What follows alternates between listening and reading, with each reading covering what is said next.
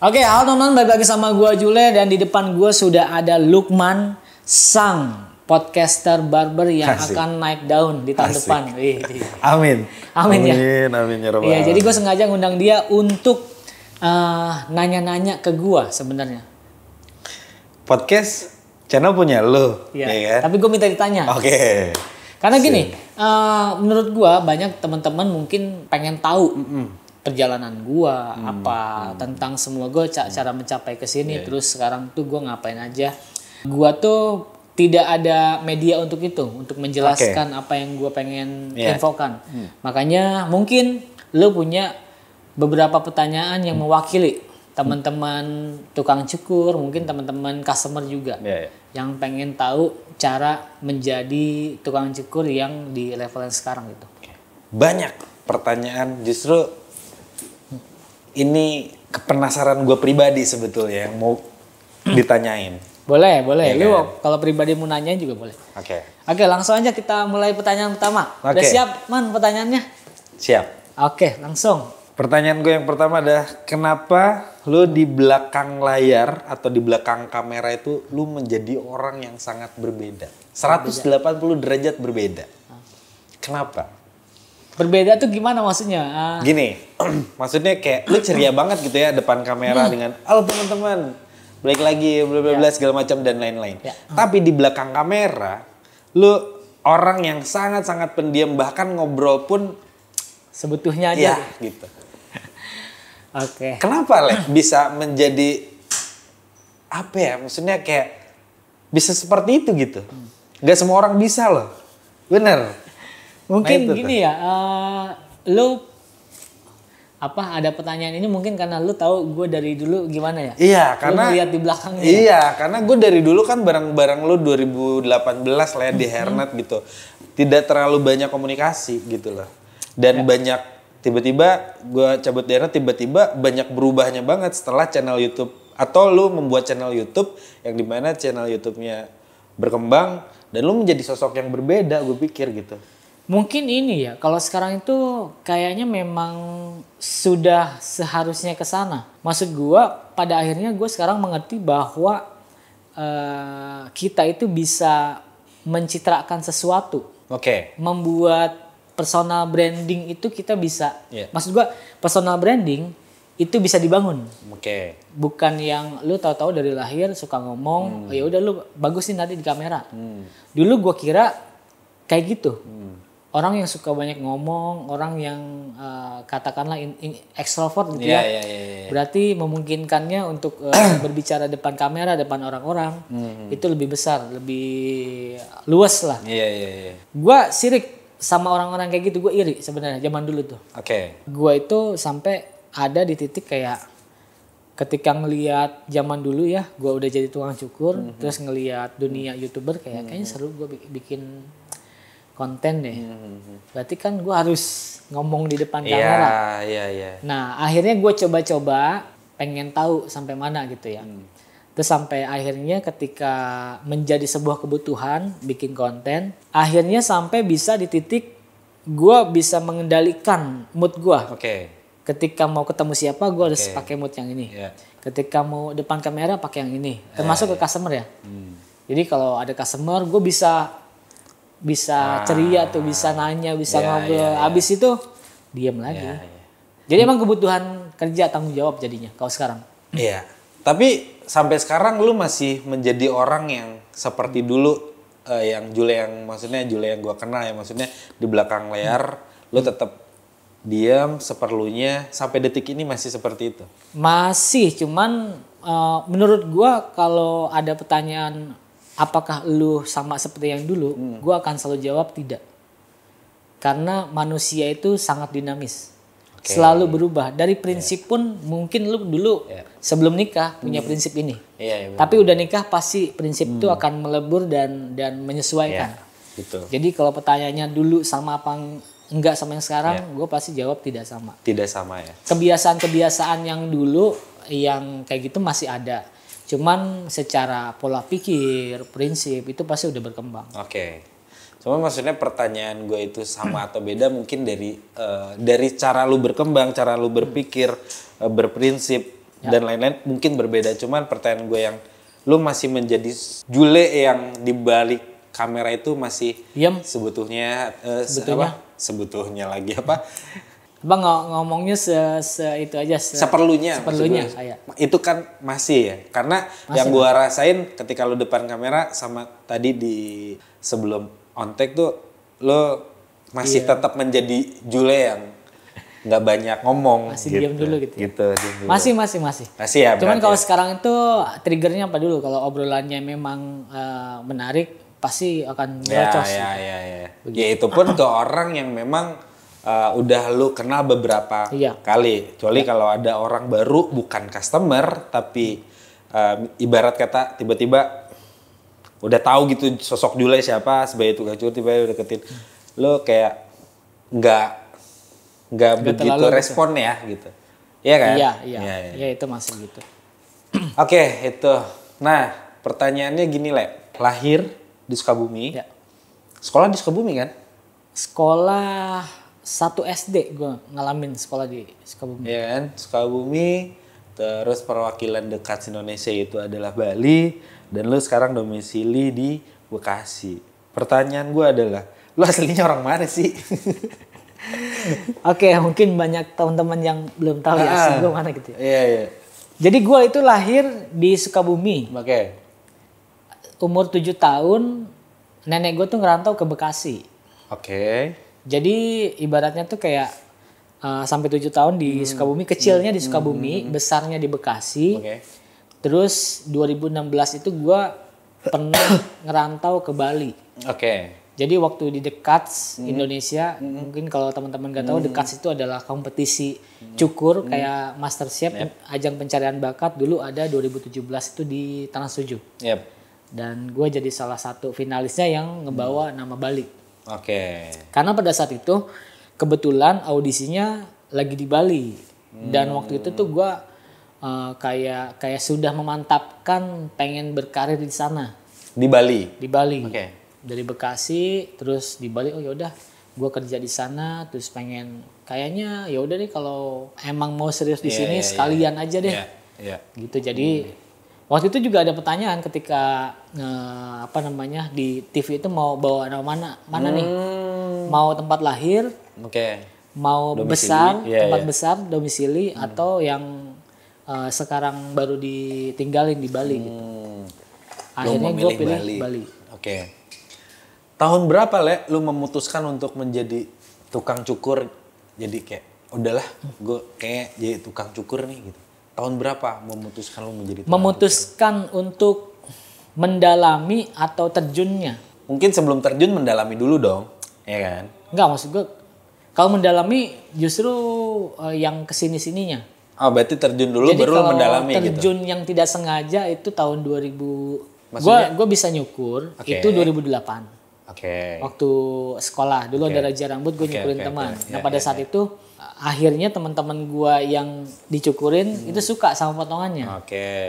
Nah dari situ tuh teman-teman rumah, teman-teman sekolah itu sebulan sekali, 2 bulan sekali tuh mereka datang ke gue minta cukur. Ke rumah. Atau enggak lagi nongkrong bete gitu kan, udah habis bahan, potong kali ya, potong gitu-gitulah zaman itu.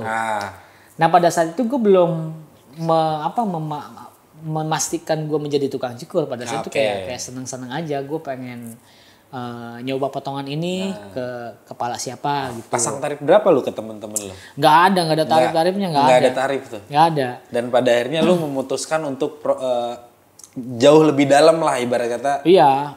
Tahu itu tahun berapa tuh? Udah pada saat itu jadi tukang cukur deh gitu. Pada saat itu gue dibayarnya 10.000 atau enggak rokok atau enggak makanan, biasanya nasi goreng, pecel ayam. Jadi mereka datang ke gue pengen nyukur, udah bawain makanan. Itu 2008 sampai 2012 lah.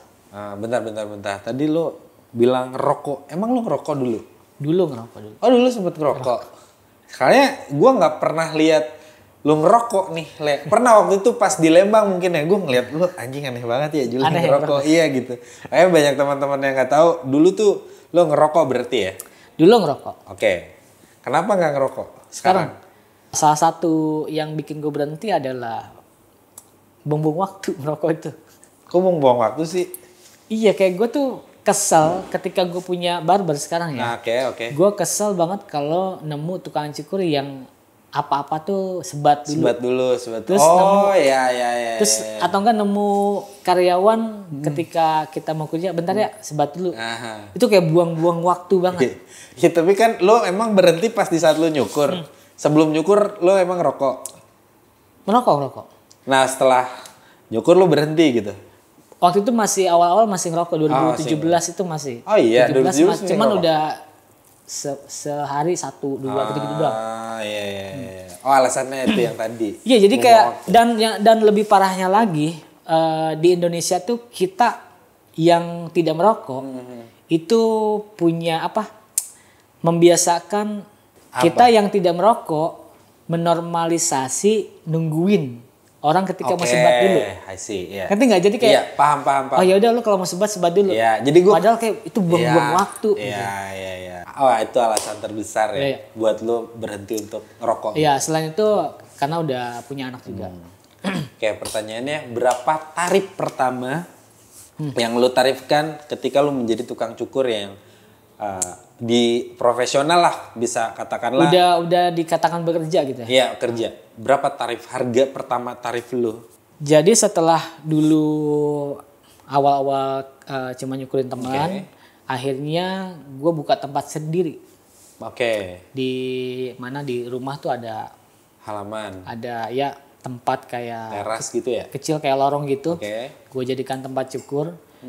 Nah di situ tuh pertama kali gue meniatkan gue bekerja sebagai tukang cukur. Oke. Yang di tahun mana? berapa itu? 2013. Oke, 2013 berarti. Oke. Yang di mana tuh tidak ada dalam rencana di hidup gue tuh. Oh iya gue jadi tukang cukur ya sekarang gitu. Pada saat itu masih menolak gitu loh. Iya. Oh, sekarang gue tukang cukur ya. Ah. Nah dan di situ pertama kali tarifnya itu gue pasang 15.000. 15.000 2013. 13. Sebulan pertama promo 10.000. 10.000. Ya. Berapa pendapatan lu bulan pertama di situ? Aduh, gue lupa ya. Pada zaman itu gue itu masih tinggal sama orang tua, masih nongkrong. Jadi pendapatan di situ tuh masih Cash flow-nya berantakan lah ya. Intinya duit cash masuk ke dalam tas, ya udah nyatu semua deh itu. Gue nggak tahu yang pribadi gue berapa untuk pengeluaran beban-beban itu berapa. Oh berarti belum termanage lah ya? Iya, ditambah listrik kan juga masih nyatu sama rumah ya. Apa yang membuat lu pede akhirnya maksudnya kayak udah deh gue bikin Jules deh, atau gue bikin apa yang membuat bikin lu pede membuka tempat lu sendiri gitu. Sedangkan yang di tempat kecil itu iya, secara pengetahuan, secara lu cuman hanya sekedar bisa aja, secara wawasan, secara ini lu belum teredukasi banyak kan pada waktu itu gitu. Apa yang lu membuat lu pede buka itu gitu? Buka tempat sendiri langsung ya. Tidak ada, nggak pede gue sebenarnya. Nggak pede sebenarnya. Itu tuh kayak, lu tau gak sih kayak di tongkrongan, kita kan suka kalau mau buat sesuatu kita bikin ini yuk, ayo, kayak ayo aja dulu gitu. Jadi waktu itu keresahannya adalah gue udah tidak punya kerjaan. Gue dulu sempat punya usaha warnet kecil-kecilan, warnetnya bangkrut. Abis itu bekas tempatnya itu nganggur, dijadiin tempat nongkrong lah. Gue sama teman-teman. Lu manfaatkan. Iya, akhirnya tuh gue merasa ini nongkrong gini-gini aja ya, ngapain ya yang seru ya. Terus adalah temen gue waktu itu namanya si Abi, dia tukang cukur juga. Buka pangkas rambut aja bang, lu kan bisa nyukur. Emang pangkas rambut ini ya usaha yang menarik gitu. Di kalangan dia sih lagi hype. Jadi barbershop, hairstylist itu lagi ramai lagi, mulai itu tren lah. Tambun berarti lu buka situ pertama? 2013 di Tambun. Itu jadi tidak ada seberapa pede, nggak ada kayak senang-senangan anak tongkrongan zaman dulu aja, buka usaha ini ya gitu. Dan itu berjalan berapa tahun si Jules ini sebelum lu memutuskan untuk pergi ke Bali gitu? Jules itu ditinggal. Jules itu berarti 2013, gue ke Bali 2016. 3 tahun berarti. Tapi Jules itu sampai sekarang masih ada. Iya. Masih ada. Nah, ketika lu ke Bali itu Jules sama siapa yang pegang? Si Panji, adek gue. Oh, adek lu. Iya. Oh, adek lu ajarin. Iya, gue punya adek yang dari seibu sebapak gitu ya. Dia itu kuliahnya putus, habis itu mau ngapain lu? Akhirnya dia belajar nyukur, sekarang bisa nyukur. Oke, berarti ketika lu ke Bali, Jules itu Panji yang pegang. Ya. Nah, balik lagi ke soal Bali. Kenapa lu pengennya ke Bali, Le, gitu? Kenapa nggak Jakarta gitu yang jelas? Maksudnya nggak terlalu jauh dari Tambun ke Jakarta. Kenapa lu lebih memilih Bali, sedangkan Bali itu secara customer kan kebanyakan bule, yang dimana bule itu nggak netep. Sedangkan yang namanya potong rambut atau orang nyukur tuh butuh customer yang tetap gitu. Ya, butuh yang loyal ya. Iya. Pada saat itu sebenarnya gue juga tidak tahu pasti kenapa ke Bali ya. Cuman intinya tuh 2016 gue baru nikah. Oke. Terus, lu tuh baru nikah itu? 2016 iya. 16 baru nikah, terus kayak pengen nyobain mandiri jauh dari orang tua, ngerantau. Akhirnya gue cari kerjaan. Kemana ya enaknya? Ke Bali kali ya, seru ya. Jadi akhirnya gue cari kerjaan, dapat di Bali. Dan waktu itu niatnya tuh ke Bali itu salah satunya adalah pengen tahu budaya barbershop atau tempat cukur di luar kayak gimana. Dengan gue banyak ngobrol sama bule. Gitu. Padahal nggak bisa bahasa Inggris tuh. Soalnya pergi ke Bali nggak bisa ngobrol sama bule nggak bisa bahasa Inggris. Ya maksud gue kayak ya udah kalau kesana mah kayaknya kalau kepaksa lama-lama bisa gitulah ke bawah. Dan itu lo bawa istri lo Bunga ke sana? Iya bawa. Berdua doang gue kesana. Berdua doang. Iya. Dan lu bawa istri yang dimana lu baru nikah tanpa lu tahu di sana kerja di mana? Udah tahu kerja di mana? Udah tahu. Karena gue udah ngelamar dulu. Kirain belum tahu kerja di mana, lu nekat banget bawa istri. Oh ya, nah lu ikut The Cuts itu di Bali. Ya perwakilan Bali, dan lu lolos di berapa besar sih, Le? 9 kayaknya. 9 besar. Dari 15. Dari 15 orang, ya. Lu masuk 9 besar. 9 besar itu gugur di 9. Apa yang membuat lu gugur waktu itu? Iya karena gue jelek aja. Oke. Jujur banget ya, karena lu jelek. Iya sih. Karena gua sampai sekarang sih Le jelek. Potongannya maksud gue ya. Gue ngerasa pada saat itu eranya barbershop 2017, 2016 itu lagi naik tuh. Jadi kita kalau kerja di barbershop itu punya gengsi. Wah gue kerja di barbershop nih keren nih.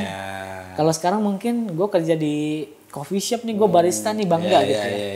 Pada saat itu gue punya ego kayak gitu juga. Gue merasa keren banget udah kerja di barbershop. Walaupun gue belajar otodidak gitu ya. Pas lolos masuk The Cuts, karantina di Jakarta, ketemu nyampur sama teman-teman yang udah belasan tahun dan mereka dari salon. Basicnya salon. Mereka di salon itu sudah lebih maju daripada barbershop. Ternyata salon itu sudah sistemnya tuh sudah bagus lah, dari mulai kalau lu mau jadi tukang cukur itu dari OB dulu, habis itu baru bisa belajar jadi asisten dulu. Jadi ada jenjangnya. Jadi mereka itu yang sudah ada di tahap hairstylist, tukang cukur itu udah benar-benar terverifikasi lah, qualified. Sedangkan barber lu skill jalanan, buka barbershop, udah keren banget gitu. Padahal skillnya nggak ada. Itu gue sebangga itu zaman dulu. Jadi karena kurangnya ilmu ya. Iya, pada saat ketemu teman-teman di salon, anjir gue nggak ada apa-apanya ini. Mereka bisa motong rambut panjang, motong rambut ini. Sedangkan kita taunya fade aja.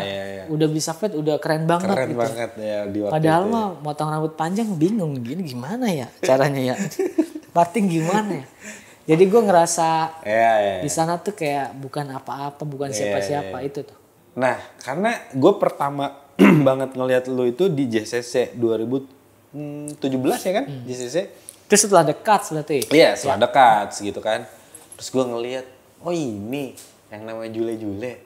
Wah, Gue bilang ini mah bukan Jule, ini mah Sule. Gua bilang, karena rambut panjang, kuning kuning ya lagi. kan? Kuning, bawa HP, pakai gimbal. Gue inget banget celana Cut Bray, pakai sepatu Converse, baju kaos putih, polos, masih ingat bajunya dikedalamin. Iya. Wah, Frigitiu.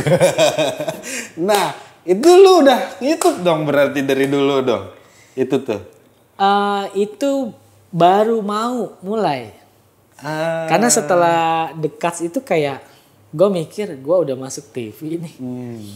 Terus gue merasa abis keluar dari The Cuts itu kayaknya otomatis customer gue banyak gitu. Karena udah terkenal lah, merasanya kayak gitu. Ada star syndrome sedikit lah. Ternyata setelah The Cuts gue coba balik lagi nyukur, nggak ada customer. Gue waktu itu sok-sokan naikin harga lagi. Dari harga 35 naikin gocap di Tambun ya. Di Tambun ya. Karena udah merasa lu masuk TV gitu. Pas naik gocap nggak ada. Nggak ada yang nyukur. Ternyata terkenal itu tidak otomatis mendapat banyak customer. Benar. Akhirnya gue merasa kayaknya exposure gue yang ada di TV sebaiknya gue manfaatkan dengan gue buat YouTube. Jadi orang tahu tetap kegiatan gue setelah dekat itu kayak gimana. Maksudnya, awalnya itulah. Oke, singkat cerita. Dan lu setelah dari dekat itu kan masuk Hairnet tuh ya. Lu masuk Hairnet. Singkat cerita lu masuk Hairnet. Nah, tujuan setelah masuk Hairnet, tujuan lu bikin HMS apa sih? Tujuan bikin HMS. Sedangkan lu kan kerja di Hairnet. Kenapa tujuan lu bikin HMS ketika lu masih kerja di Hairnet? Oke. Jadi buat teman-teman yang nggak tahu HMS itu adalah Haijo Men Salon, tempat yang gue dirikan sekarang ya. Ya, tempat yang sekarang gue lah. Jadi setelah The Cuts itu balik lagi nih. Gue kan waktu itu masih di Bali. Iya. Terus gue tuh ketemu Iman, kenal Iman di The Cuts. Nah, gue tahu Iman itu pengen buka hairnet studio. Akhirnya gue coba untuk approach, bisa nggak Man, ketika gue balik ke Bekasi, gue minta jadwal di hairnet sehari 2 hari gitu. Singkat cerita kita ngobrol, akhirnya deal lah untuk gue full time di hairnet. Akhirnya gue memutuskan untuk full time di hairnet. Pada saat itu pilihannya adalah gue masuk The Cuts Indonesia. Kalau gue mau terkenal satu Indonesia atau berkarir di Indonesia, itu harus di ibu kota. Akhirnya gue memutuskan untuk full time di hairnet studio 2017. Terus HMS ini baru terjadi di 2021. 17, 18, 19, 20, 21, 4 tahun berarti setelah gue bekerja di hairnet. Nah, sebenarnya Haijo Men Salon ini adalah keresahannya adalah Jules Hairstylist. Tempat cukur gue yang 2013. Keresahannya adalah ketika gue sudah mulai dapat customer, sudah mulai buat YouTube, sudah mulai karirnya udah mulai oke lah. Gue ketika balik ngelihat adik gue masih nyukur di HMS harga 30.000. Masih di Jules maksudnya? Iya di Jules maksudnya, di tempat yang lama yang Tambun ya. Mereka masih harga 30.000, terus teman-teman gue yang dulu nongkrong ngebangun Jules masih di situ-situ aja. Gue ngerasa pengen memajukan mereka juga. Triggernya itu sih kayak, lu mau nggak gue bikinin tempat yang gede, tapi lu komit kerja yang benar. Gue nggak ada mau ada rasa-rasa teman gak enakan. Karena posisinya sekarang gue merasa gue sudah belajar, gue sudah sampai di titik ini tuh udah beda sama yang dulu secara pola pikir. Dan itu gue bergerak sendirian, meninggalkan tempat lama gue, tongkrongan apa segala macam. Jadi kebiasaan-kebiasaan lama yang dulu gue bilang ke mereka, gue udah nggak mau lagi ada kayak gitu. Nah, pertanyaan gue, lu kan posisinya masih di hairnet ya kan, dan lu bisa bangun HMS. Itu pertanyaan gue itu. Duit dari mana? Duit dari mana tuh? Nabung kah? Lu pinjam ke bank kah? Atau lu ada investor tuh? Nah, itu dia. Jadi gue terusin dulu yang tadi nih ya. Singkat cerita, akhirnya mereka mau komit lah. Ada beberapa teman-teman yang di sana, kita mau maju. Pengen cukur minimal harga 150. Nah, HMS itu berdiri untuk medium gua menyejahterakan teman-teman tukang cukur yang ada di Jules. Nah, triggernya duitnya dari mana ya? Gua punya duit dari mana nih? Nah, jadi 2017-18 gue masih terseok-seok nyari customer, masih berjuang sekali nyari customer sampai uang gaji gue stabil. Setelah gaji gue stabil di angka waktu itu mungkin ada di 6 juta ya, 6-7 juta lah di Hernet. Di Hernet waktu 2019 lah udah mulai segitu. Akhirnya setelah gue dapat customer, gue beli kamera, ngonten naik, terus mulai ada followers, mulai dapat uang dari YouTube, dari brand, itu gue kumpulin. Nah sampai akhirnya di 2020 apa 21 lah, kekumpulah uang sekitar 300 juta. 300 juta. Dalam kurun waktu 3 tahun berarti ya? Dari 2017 kita anggap dari 18 kan? 17 lah. Pertama kali masuk Hernet ya. Oke. Sampai 2020, 2021. Ya, 3 tahun, 4 tahun lah. Iya, 4 tahun. 4 tahun. Oke. Berarti hasil nabung lo itu? Ya, dari gaji, dari YouTube, dari brand gitu-gitu. Oh iya, karena memang momentum lo bisa naik adalah ketika lo YouTube dan YouTube itu pecah di saat COVID ya, betul nggak sih? 2019 sebelum. Tapi maksudnya Februari Maret. Oh iya, gue pas cabut benar. COVID itu November. Iya, dan 2019. Itu kan makin naik kan, maksudnya konten YouTube lo karena memang banyak orang yang di rumah mungkin ya ngelihat konten, ngelihat YouTube gitu. Nah, sebetulnya kan gue sama lu ini kenal berdasarkan teman dari ngobrol teman tanpa paling ngobrol-ngobrol secara teknis soal rambut dan lain-lain. Tapi gue sama lu tidak pernah ngobrol atau gue menanyakan atau gue melihat lu Jule sebagai sosok leader atau Jule sebagai business owner gitu. Nah yang gue mau tanyakan adalah apa yang lu lakuin ketika lu ada di tempat usaha lu ini gitu. Sebagai leader atau lu sebagai business owner? Apa yang gue lakukan di sini? Sebagai leader deh ke tim-tim lo apa yang lo lakukan atau memperlakukannya seperti apa? Entah itu ke tukang cukur, di sini kan banyak timnya ya. Tukang cukur, foto editor, kameramen dan lain-lain gitu. Karena gue tidak, walaupun gue pas datang ke sini, gue tidak melihat lu sebagai sosok leader atau lu sebagai business owner. Gue ngelihatnya ya udah Jules sebagai tukang cukur aja gitu. Gini ya, kita tarik dulu mundur ke belakang. Gue itu dibesarkan di keluarga yang semuanya pedagang. Oke. Nenek gue ke Bekasi dari Sukabumi itu buka warung nasi Sukabumi. Jadi gue di Bekasi. Okay. Jadi gue terbiasa itu melayani customer. Gue terbiasa untuk berdagang. Di pola pikir gue tuh apa-apa ketika misalnya gue makan di mana, ini modalnya berapa ya? Jadi otaknya tuh udah kesana. Usaha dagang pokoknya gitu ya. Cuman memang untuk membuat sebuah usaha yang sekarang gue bikin adalah yang beratnya adalah untuk menjadi seorang pemimpin. Nah itu gue belajar selama gue di Hernet sebenarnya. Di sana kan ada sosok Iman ya. Iman kan pengaruhnya segitu kuatnya. Jadi gue ambil ilmunya dari dia, terus gue buat versi gue sendiri. Jadi kalau lu kan dulu pernah di sana juga kan, di Hernet juga kan. Betul. Segitu ininya caranya dia memimpin. Nah gue belajar dari situ, mengcapture apa yang dia lakukan ke gue, terus gue membuat versi guanya sendiri di Hejoman Salon. Nah pada akhirnya gue belajar bahwa untuk membuat usaha gue maju adalah guanya harus menjadi pemimpin yang baik. Yang baik itu gimana ya? Pemimpin yang bijak. Yang bijak. Nah Lebih ke situ. Jadi bijak itu agak lebar, maksud gue. Caranya gue di sini bisa jadi salah di lo. Jadi tidak ada benar, tidak ada salah.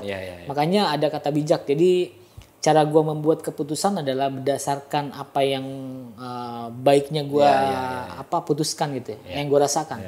Dan itu bisa salah di mata pemimpin yang lain. Nah gitulah ibaratnya. Yang paling beda banget dari gue yang dulu lu gak ngelihat gue sebagai pemimpin adalah ketegasan menurut gue. Karena zamannya dulu gue di Jules, kita nongkrong bareng, itu nggak enak. Ya nggak enak kan ya. Nggak enak. Kalau sekarang lu mau kayak gue, mau kayak sama kayak gue gitu, mau dapat apa yang gue mau sekarang nih, jadi tukang cukur yang maju harga 450, 1 juta, 2 juta gitu ya. Ya udah lu kalau mau disiplin segala macam gitu ya, dan gue akan tabrak kalau lu tidak sesuai aturan. Mau lu adik gue, mau lu udah lama sama gue, kalau lu tidak sesuai apa yang gue arahkan, akan gue ajar. Jadi kayak salah satu yang gue ambil dari Iman adalah ketegasan. Dan lumayan agak toksik. Ngomong gue ya ke yang lain kayak cukuran lu jelek bangsat lu. Ngapain sih cukur kayak gitu, lu mau sampai kapan lu telat kayak gini gitu. Karena memang posisinya atau momennya lagi nggak pas aja gitu. Jadi ketika gue datang ke sini tuh, lu nya yang lagi diam, lu nya yang lagi nggak sedang memimpin, atau lu nya yang sedang tidak jadi leader. Jadi gue tidak melihat gitu sosok, oh ini ya bos Jule itu, oh gini. Nah itu gue nggak nemu tuh, makanya gue nanya gitu. Salah nanya sih, harusnya nanyanya gue ke yang lain. Ke yang lain ya, bukan ke lo gitu. Oke. Ketika lagi ini harusnya lagi ada meeting, lagi apa itu baru gue menempatkan diri sebagai pemimpin. Nah kan lu konten, lu nyukur juga, lu ngurus tim juga dan lain-lain gitu ya. Maksudnya berapa hari lu meluangkan waktu untuk keluarga gitu? Karena lu kan hampir tiap hari di sini. Entah itu kalau lagi lu nggak nyukur ya lu ngonten, kalau lu ngonten ya nyukur, sebaliknya dan lain-lain. Sekarang itu yang nggak bisa diganggu hari Minggu. Satu hari. Iya, hari Minggu tuh nggak bisa diganggu. Itu keluarga. Buat keluarga. Kecuali ada urgent banget ya gue harus ngonten apa gitu ya, ngejar. Boleh lah Minggu pagi sejam 2 jam, itu masih gue paksakan. Cuman sisanya kalau nggak urgent banget, hari Minggu itu benar-benar keluarga, atau enggak gue cuman leha-leha aja udah. Tidak memikirkan kerjaan gitu. Dan, hari Minggu. Iya, karena yang gue lihat, ya mungkin yang gue lihat adalah dari sisi sosial media mungkin ya gitu, yang lo tidak tahu berkegiatan jadwal pastinya seperti apa. Jadi gue ngeliat kayak Jule dikit banget ya waktu sama keluarga gitu. Lu banyakan konten, lu banyakan konsep apa dan lain, nyukur mungkin nih beberapa customer yang khusus yang member gitu. Nah pertanyaan gue selanjutnya adalah, apakah lu akan menurunkan legacy lu ke band? Ke anak gue? Nyukur. Iya dong, pasti anak gue harus jadi tukang cukur. Apa alasan lu ya harus band harus jadi tukang cukur? Ya mungkin ini bertentangan sama prinsip gue zaman dulu ya. Maksud gue kalau zaman dulu kan kayak ya udah anaknya ini kita support, ininya kita support. Ternyata setelah kita jadi bapak, kita tuh memang punya ego terhadap apa yang kita capai, belum kecapai, anak harus nerusin. Ini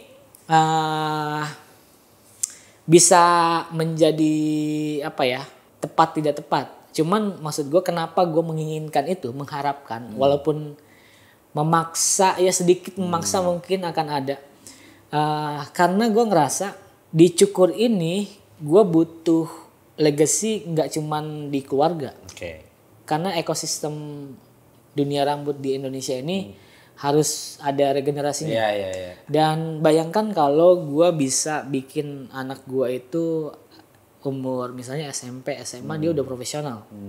Udah dilihat bahwa profesi ini tuh bisa menjadikan dia sejahtera atau bisa menghidupkan dia.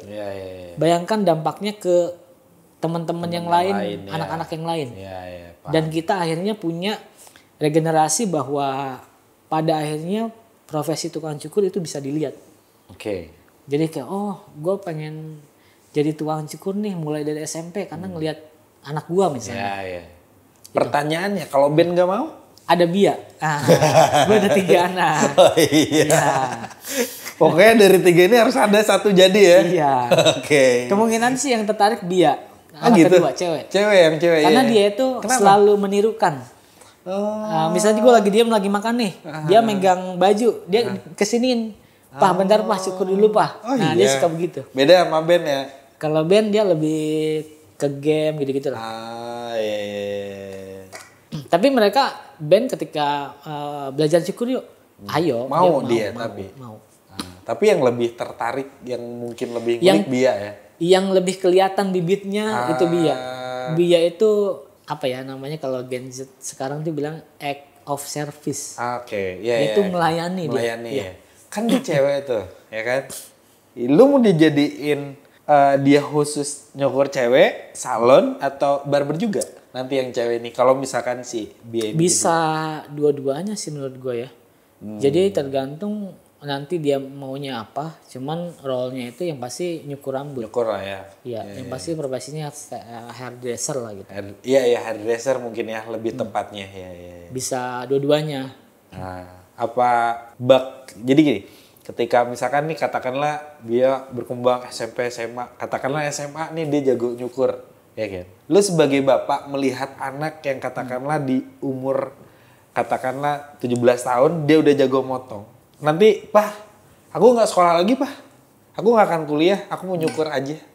Secara pendidikan apa yang lo mau lakuin ketika anak memilih untuk lebih jadi yang profesional tukang cukur dibanding kuliah? Gak bisa harus sekolah. Gimana sih? Lo harus nyukur. Menurut gua kalau masalah pendidikan ini gua menanamkan dari sejak dini itu tetap penting sih. Ya. Walaupun misalnya dia memilih itu, gua akan okehin, tapi dengan segala pertimbangannya. Kalau lu milih tidak sekolah, berarti lu memilih untuk mandiri dan artinya fasilitas itu akan hilang.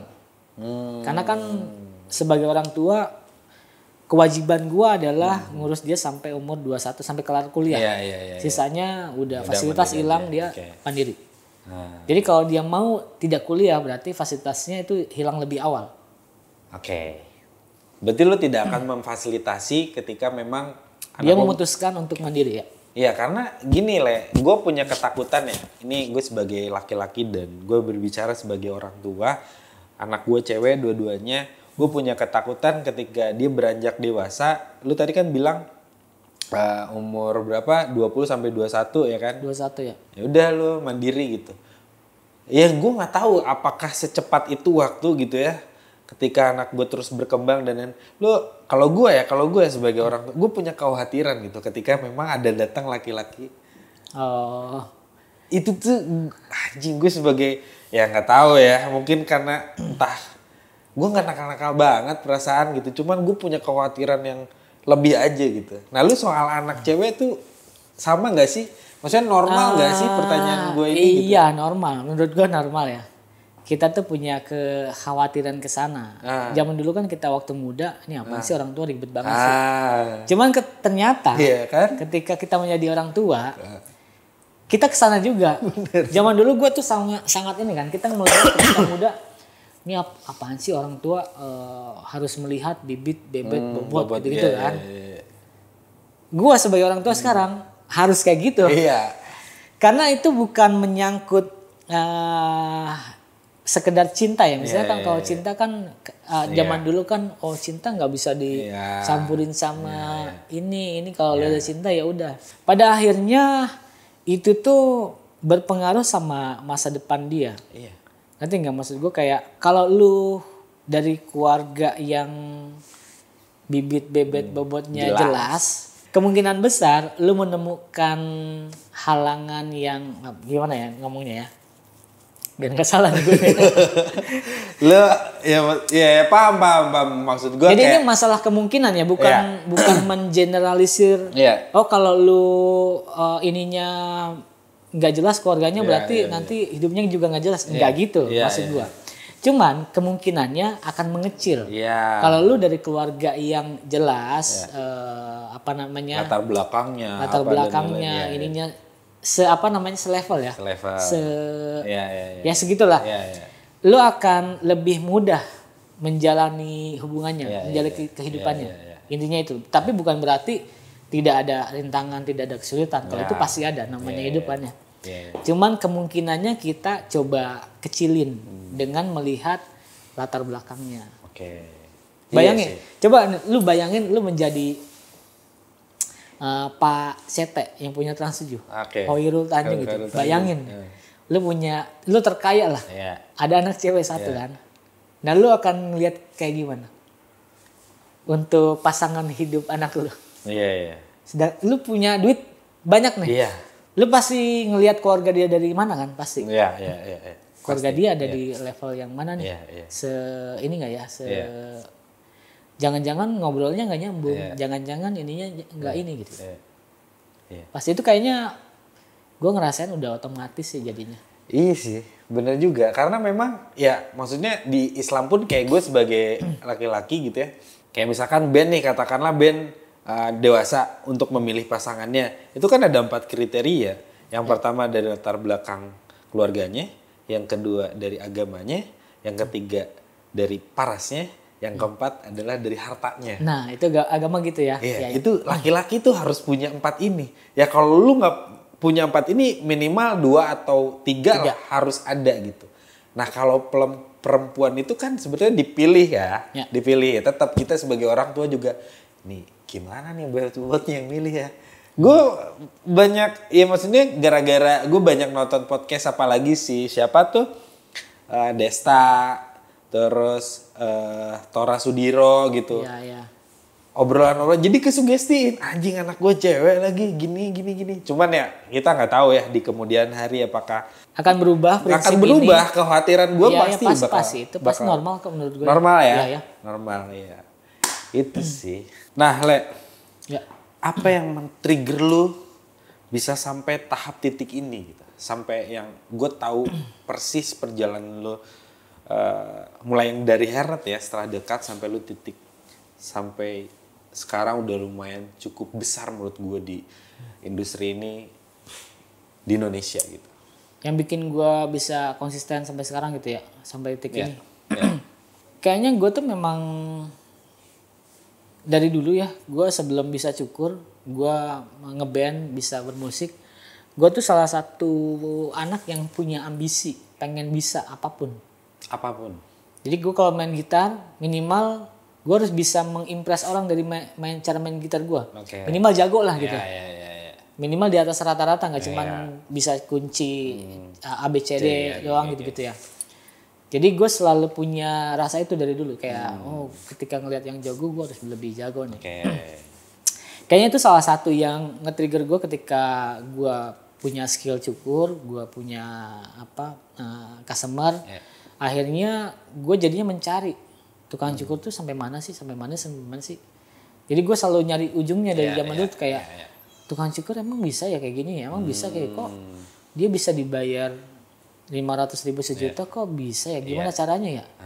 Pada akhirnya dengan kejadian itu gue percaya bahwa ketika lu mau maju itu harus ada kebiasaan yang lu ubah. Yang tadinya lu setiap hari di Bekasi ketemu teman-teman nongkrong, nyukur, dapat uang, kehidupan sehari-hari kayak gitu. Aduh gue kayaknya kalau gini-gini gak maju, gue coba keluar deh. Dan percaya atau tidak, memutuskan ke Bali itu membukakan pintu gue kemana-mana. Membukakan pintu sampai di titik ini.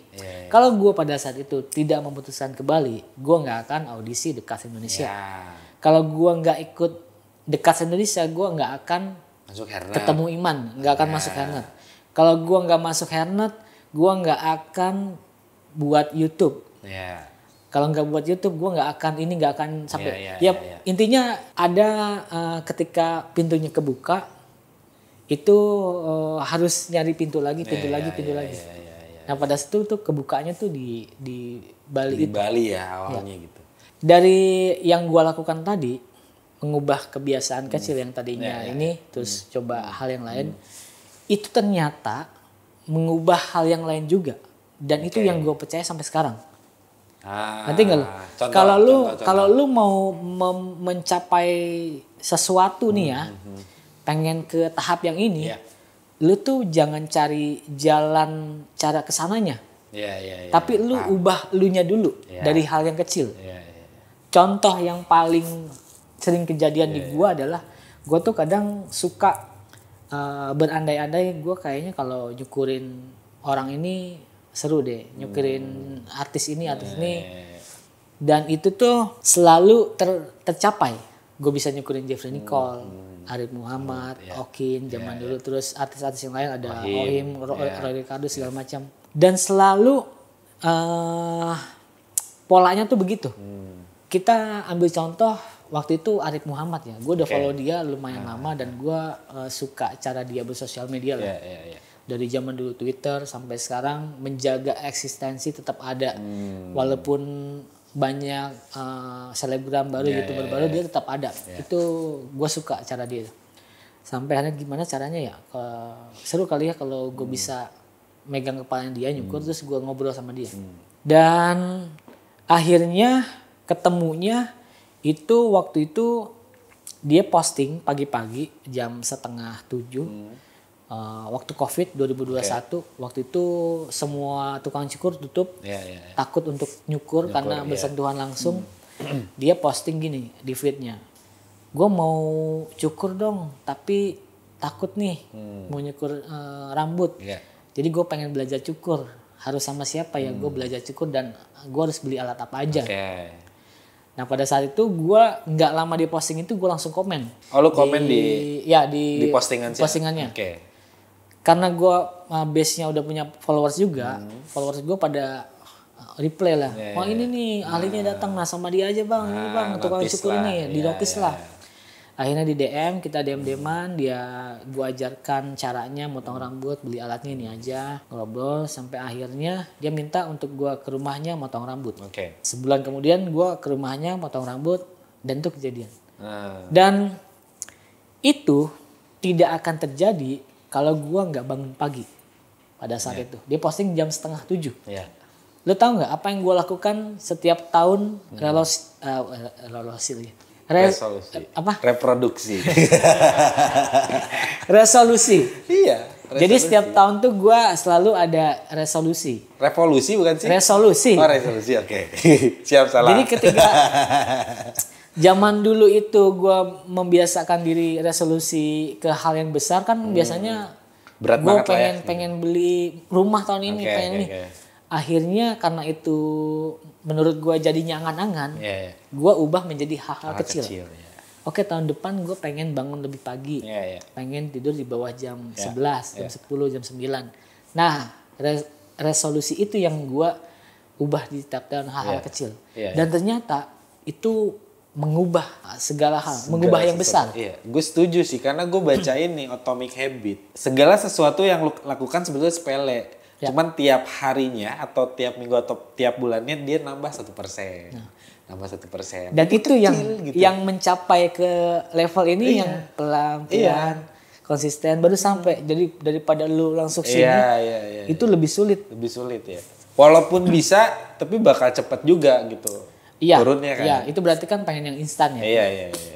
Makanya gue percaya ketika gue ada di titik ini, orang-orang yang ketemu gue berarti adalah orang-orang yang kurang lebih sama habitnya kayak gue. Gue ketemu nyukurin artis siapa, terus kita sama koneksinya gitu. Gue rasa dia adalah orang yang kurang lebih sama juga. Secara habit dia udah bisa ngatur dirinya sendiri, udah bisa menjadi pemimpin, udah bangun pagi, udah. Berarti gue termasuk dong. Kalau gue udah ketemu bisa jadi. Kata siapa? Termasuk mungkin ya. Sih, benar. Karena kita benar. Gue nggak akan ketemu lu, gue nggak akan ngajak lu kesini kalau lu kemarin nggak mencoba sesuatu yang baru. Betul. Yaitu mencoba hal kecil dari lu mulai videoin lu lagi nyukur, ngobrol, terus lagi bersihin, terus lu mulai bikin podcast di YouTube lu. Benar. Lu kalau nggak ngelakuin itu, gue nggak akan ngeliat lu. Dan gue semenjak bangun pagi, Nah, Itu. itu kan hal kecil yang Iya. lu lakukan kan. Bangun pagi tuh bisa merubah segalanya, gue aneh deh gitu. Padahal maksudnya gini, yang gue lakuin adalah tiap hari gitu-gitu aja Le. Tapi ketika bangun pagi, yang gue lakuin itu aja, tapi kayak lebih ada apa ya? Maksudnya beda lah pokoknya. Tiba-tiba berkualitas gitu yang tadinya tidak berkualitas gitu. Gue dulu nggak percaya ya, ketika ada motivator bilang Iya. bangun pagi supaya rezekinya nggak kepatok. Ah. Nah, sekarang gue baru tahu analoginya kayak gimana. Iya. Gue baru percaya kenapa itu bisa terjadi.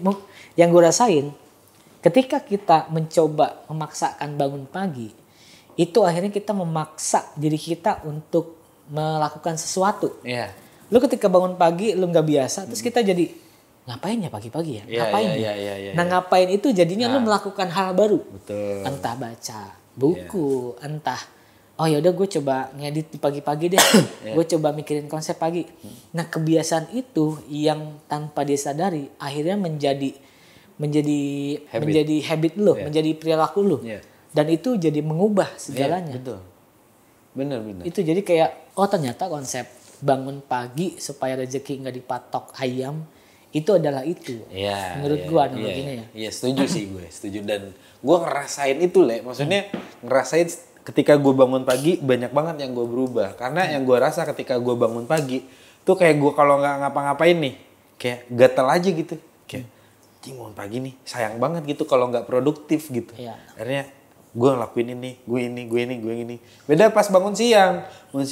Aduh anjing, males lagi, juga males, ini males. Iya bener. Iya, jadinya habit itu. Iya, jadi habit ya. Minimal kan kalau bangun pagi nggak ada kerjaan, ya udahlah. Ya, Push up ya, gitu ya. ya, Itu ya. juga pengaruh. Iya, dan gue udah menjalani bangun pagi ini kurang lebih 2 bulan lebih atau mau masuk 3 bulan ini. Dulu awal-awal susah banget Le buat bangun tidur. Alarm tuh wah bunyi tetap aja tidur. Sekarang tanpa alarm udah tiba-tiba Udah kebangun, udah otomatis ya. Itu mungkin yang gua rasa setelah 40 hari lebih ya. Ya. Setelah 40 hari lebih kayak kok bangun sendiri gitu. Ya. Dan enak gitu. Dan lo tau nggak lebih dalamnya lagi ternyata menurut gue ya kita itu bisa ngehack badan kita sendiri. Betul. Gue percaya. Bisa ngontrol. Lu mau besok mau bangun pagi ketemu orang, terus tanpa alarm itu udah menjadi biasa. Iya. Terus kita bisa kok makan makanan yang bagus, kita bisa nahan. Kalau lu punya mindsetnya motivasi untuk ininya lebih kuat gitu. Iya. Itu bisa. Sekarang gua itu makan tuh jam makan gua tuh jam 12 sama jam 6. Lu sarapan tapi nggak? Nggak sarapan enggak. Jadi langsung makan siang. Langsung makan siang. Pagi itu paling karena sekarang lagi bangun otot jadi telur 2, telur 4 gitu lah. Sisanya gue nggak sarapan. Siang makan siang terus paling malam itu gue makan jam 7 paling malam. Paling malam jam 7, di atas jam 7 lu nggak makan? Gue nggak makan. Di atas jam 7 gue kalaupun lapar gue coba untuk tidak makan karena itu agak susah tidur jadinya, perut tuh jadi kurang. Kerubukan ya? Jadinya badan masih penuh nih, terus dibawa selonjoran tuh jadi nggak enak. Iya. Makanya enak itu makan itu gue mulai nutup nggak makan tuh di jam 6. Jam 6 ya. Jadi gue mulai nyiap makan tuh jam 5. Kan abis itu udah nggak makan lagi. Tidur bisa tuh jam 9, jam 10 bisa enak. Ya, berarti lo sekarang tidur lo normal jam 10, jam 11 mungkin ya? Iya. Tidurnya? Ya. Ada sesekali memang nggak setiap hari kayak gitu. Ada cheating day-nya. Kalau gue libur, ya gue bisa makan sembarang apa aja tuh. Tidur pun bisa jam 1 gitu-gitu ya. Ya. Jadi nggak ketat terus, jadi seminggu sekali kita bebasin gitu. Oke, Le, pertanyaan terakhir dari gua. Langkah apa lagi yang lu mau lakuin buat diri lu sendiri dan buat Haiju Men Salon?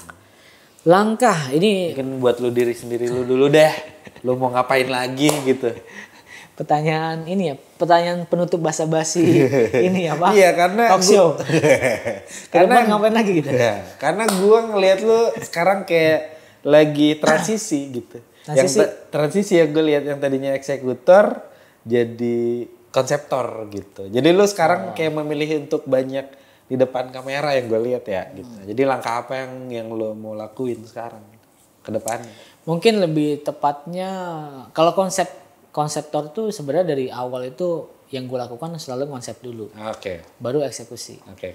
Mungkin lebih tepatnya kalau sekarang itu gue tuh masa transisi untuk ngebangun bisnis dan ekosistemnya. Oke. Gue mau mencoba untuk berdampak sama apa yang gue lakukan. Ya. Karena kalau gue fokusnya bikin konten, terus abis itu gue dapet endorse, dapet brand, akhirnya gue sendiri aja terus. Gue nyukur, bikin konten nyukur misalnya. Konten nyukur, akhirnya orang mau nyukur sama gue lagi semuanya. Sedangkan gue jadwalnya ya udah penuh juga. Nah itu akhirnya sekarang gue mencoba untuk fokus ke bisnisnya, membangun legasinya ya, ekosistemnya. Ketika di guanya itu udah kuat, ada akademi, ada Hajimen Salon, ada misalnya ada 5 atau 10 cabang. Habis itu baru gimana caranya ekosistem dunia rambut di Indonesia itu bisa lebih maju. Jadi dampaknya tuh pengen ke sana. Karena gue pengen, harapan gue itu anak-anak SD, SMP itu punya cita-cita pengen jadi tukang cukur. Ada ekstrakurikulernya kalau bisa. Iya ya kan? Kalau bisa.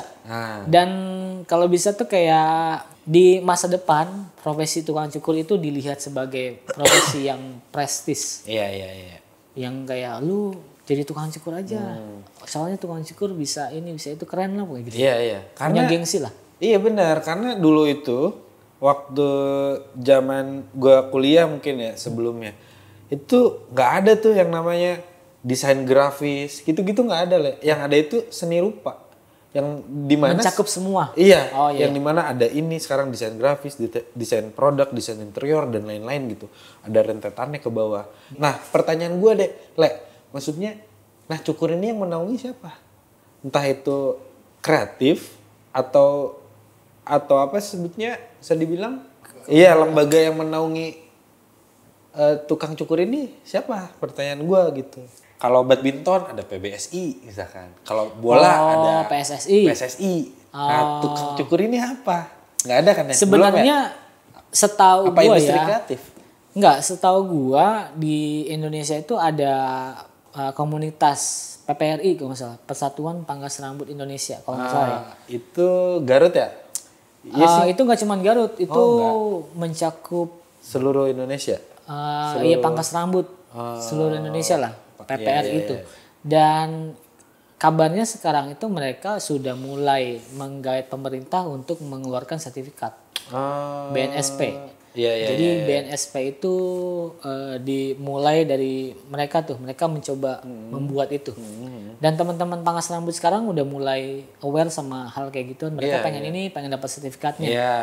Itu menurut gua salah satu movement untuk bisa maju ke depannya. Iya. Karena kan maksudnya ketika gua kayak misalkan gini, katakanlah lu buka workshop, lu ada workshop di mana gitu. Dan lu ada sertifikatnya, ada tanda tangan lu di situ gitu. Nah, apa itu secara pertanyaan gue nih ya? Menjamin. Secara orang awam itu legal tidaknya gitu, dan itu harus siapa yang menaungi itu atau ada lembaga apa? Nah, kayak gue sendiri pun buka akademi gitu di Bandung dan gue mengeluarkan sertifikatnya itu. Nah, pertanyaan gue nih sebagai gue orang awam yang tidak tahu gitu, apakah itu satu legal kah atau enggak kah, atau harus ada yang menaungi atau harus ada tanda tangan siapa juga gitu? Menurut gue sebenarnya gue juga nggak tahu pastinya gimana ya. Cuman menurut gue harus melihat itu dulu secara undang-undang itu gimana sistemnya di kita. Gue yakin pasti ada, sudah diatur. Cuman di lapangannya yang masih berantakan menurut gue ya. Iya, nah yang mengatur ini kan atas dari lembaga apa yang menaungi gitu, atau industri kreatif kah? Kalau enggak kementerian apa sih namanya? Pariwisata kreatif. Iya kayak gitu-gitu. Olahraga gitu ya. Anjing olahraga. Lo pakai sepatu futsal sambil cukur aja. Olahraga. Kayaknya kita masuknya ke industri ya? kreatif deh. Karena kita berhubungan sama fashion, beauty, penataan rambut gitu-gitu ya. Iya sih. Masuknya ke sana. Mesti dilakukan sekarang adalah bukan sah atau enggaknya sertifikat itu. Kalaupun gua bikin sertifikat sekarang gitu ya. Oke, lu lu belajar sama gua keluarin sertifikat. Terus habis itu lu otomatis bisa dapat harga 300.000 mahal, padahal enggak juga. Iya, enggak juga. Karena posisinya sekarang menurut gua di Indonesia, terutama potong rambut cowok, ekosistemnya tuh baru mulai. Jadi harus bareng. Yang pertama kan ada marketnya. Customernya itu masih belum teredukasi bahwa bedanya cukuran yang harganya segini sama segini tuh apa. Mereka belum teredukasi. Lu nyukur 300.000, 500.000, sama aja itu mah, potong rambut mah ya udah gitu-gitu aja. Faktanya kita yang menjalani profesi itu kan beda. Iya. Nah, habis itu SDM-nya. SDM-nya untuk pangkas rambut ini, untuk barbershop, itu hampir sama kayak gua jalannya. Gua nyukur bisa dari teman ke teman, skillnya skill jalanan, habis itu buka barbershop atau enggak kerja di barbershop. Tanpa ada sertifikat resmi atau apa. Jadi SDM-nya masih ada di situ kebanyakan. Nah, berarti kalau SDM ini harus apa? Harus ada akademi yang qualified, yang bagus. Nggak cuma satu, tapi banyak. Kayak misalnya nanti gue bikin akademi. Ya kalau gue sendirian bikin satu, ya untuk memajukan nggak bisa, harus banyak. Harus banyak yang bagusnya gitu. Betul. Habis itu adalah supportingnya dari pemerintah atau enggak dari brand. Harus ada yang bukan dari brand. Medianya menurut gua. Kita kekurangan media mempromosikan atau ngomongin masalah rambut lah. Kayak contohnya gini. Kenapa stand up comedy itu besar? Karena memang ada media. Komunitas besar dan ada media besar yang merangkul itu. Nah, kenapa barbershop ini atau katakanlah industri cukur ini belum begitu? Karena memang itu dia kata lu bilang, medianya belum ada. Itu kalau misalkan medianya ada, kalau komunitasnya ada yang besar, kalau katakanlah ada asosiasinya jelas, mungkin akan yang jelas dan benar ya asosiasi. Asosiasinya gitu. Mungkin akan besar menurut gua gitu. Karena gitu kalau lihat di di luar sana, di sana sudah ada Barber Award yang lu datang tuh punya gengsi kayak datang ke AMI Award, Grammy Award gitu. Di sana udah ada. Tukang cukur levelnya tuh kesana tuh udah pakai jam Rolex, sepatu, sepatunya Gucci, mahal gitu, Gucci, dan mobilnya udah Rubicon. Di sana udah segitunya. Nah kita ini baru mulai kebuka pikirannya ke arah sana. Ya harapan gue kedepannya yang gue lakukan di media, di YouTube gue, di Instagram gue, di semua media gue gitu ya, itu bisa berdampak ke teman-teman yang lain. Minimal mereka tuh punya niat menjadi tukang cukur dari sejak dini. Tadi pertanyaan tadi yang belum lo jawab, langkah apa lagi yang lo mau laluin? Tadi mungkin lo udah. Cuman buat bisnisnya nih, buat si HMS-nya, buat Haijul Men Salon-nya, karena kan lo lagi buka cabang nih ya. Apakah beda Haijul Men Salon yang di Bekasi sama yang di Jakarta, atau gebrakannya atau movementnya beda? Apalagi yang lo lakuin untuk Haijul Men Salon? Ya kalau untuk Haijul Men Salon konkretnya sih dibuka cabang dan memaksimalkan SDM ya, bukan maksimalkan, meningkatkan ya. Artinya di sini sebelum gua buka cabang, fondasinya itu adalah di akademi dulu. Itu langkah konkret terdekatnya. Lu di samping lu kan banyak patung-patung nih. Nah ini adalah salah satu langkah konkret yang gua bangun untuk ekspansi HMS, yaitu standarisasi SDM dulu. Itu yang terdekat yang gue lakukan itu. Berarti totalnya berapa kursi? Di sana ada 11 sama gua. Oh, lu buka juga in-house di sana? Tiap gua hari? akan lebih banyak buka jadwal di sana, enggak tiap hari. Mungkin 3-4 hari di sana. Senin sampai Kamis atau Rabu sampai Sabtu gitu ya. Oke. Apalagi yang mau ditanyain? Cukup sudah. Banyak nih, ilmunya banyak nih. Oke, Le, terima kasih banyak. Tadi beberapa pertanyaan gue yang penasaran gitu ya, yang gue tadi tanyain udah terjawabkan. Penasaran gue, mungkin di luar sana juga orang yang tadinya nggak tahu jadi banyak tahu, atau tadi ada beberapa obrolan kita ada manfaat juga buat yang nonton. Terima kasih banyak, lu sudah menjawab pertanyaan-pertanyaan gue. Mungkin ada yang mau disampaikan untuk para tukang cukur? Lebih ke ini mungkin teman-teman, ini kan pertama kali nih gue bikin obrol kayak gini, gue balikin ke penonton aja. Nextnya kalau gue lanjutkan dengan pembahasan apa gitu ya tentang dunia rambut, entah untuk customer, entah tukang cukur, menurut kalian gimana? Kalau banyak yang suka, kalau oke, kita akan lanjutkan. Terima kasih, sampai jumpa di video selanjutnya. Gue Jule, gue Lukman Onel. sampai jumpa. Sampai jumpa.